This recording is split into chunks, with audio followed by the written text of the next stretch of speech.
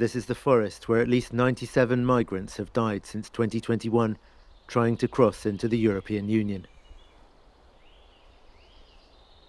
A 5.5-meter high fence now cuts through it. Poland's government says this is necessary to keep out migrants whom it says Belarus and its ally Russia are weaponizing by sending them over.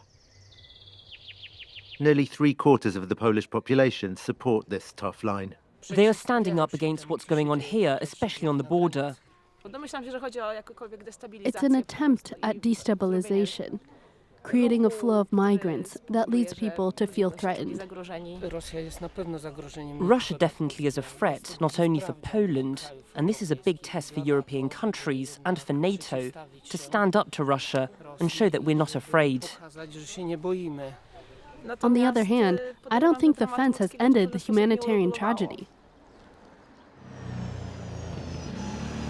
Border guards on quad bikes roar around local villages, backed up by some 6,000 soldiers deployed to the area. Reassuring to some, an unnecessary nuisance to others. This migrant crisis is not actually such a big deal. It would have been easy just to downplay it.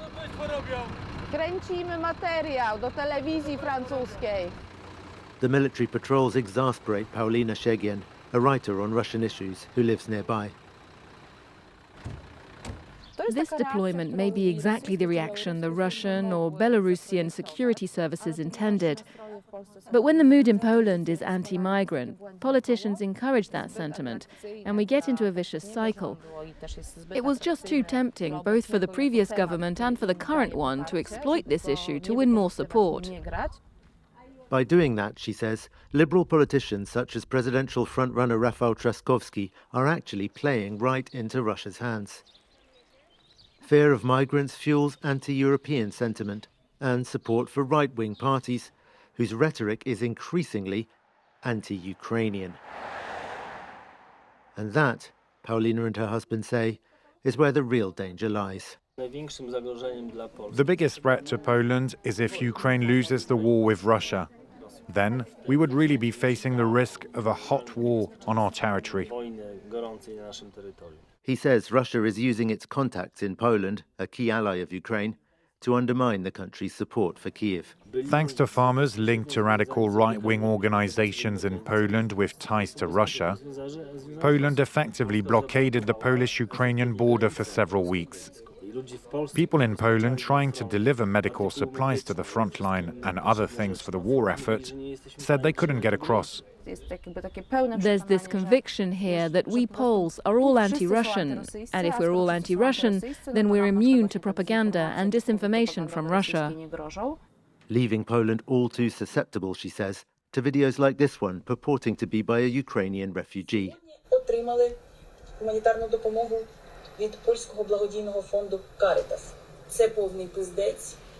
That Ukrainian voice is fake. Clearly it's intended to spread the idea in Polish society that Ukrainians are ungrateful for the help that they receive. The Polish government has announced new measures to combat disinformation. They include training workshops for those at risk of inadvertently passing it on.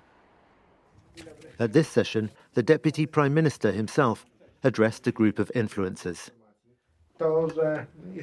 I'm sure you can all cite multiple examples from your personal experience of how much of a challenge disinformation is for our country and for the ongoing election campaign.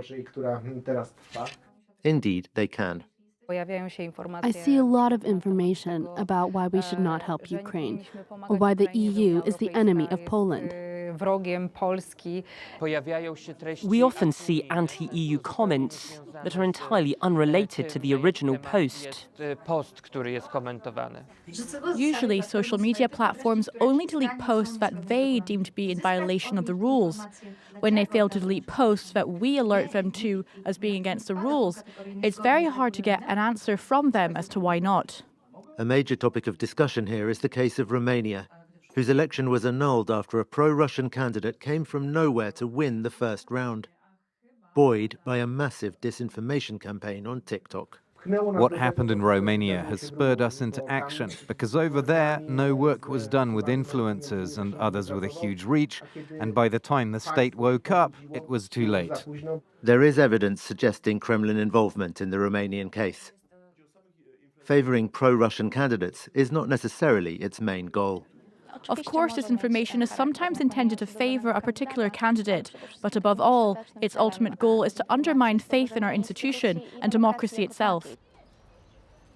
Besides disinformation, the Polish government blames Russia for hundreds of thousands of cyber attacks and for several cases of arson, including one that destroyed a shopping centre that stood on this site. The government says the Russians were behind it, but they should show some hard proof.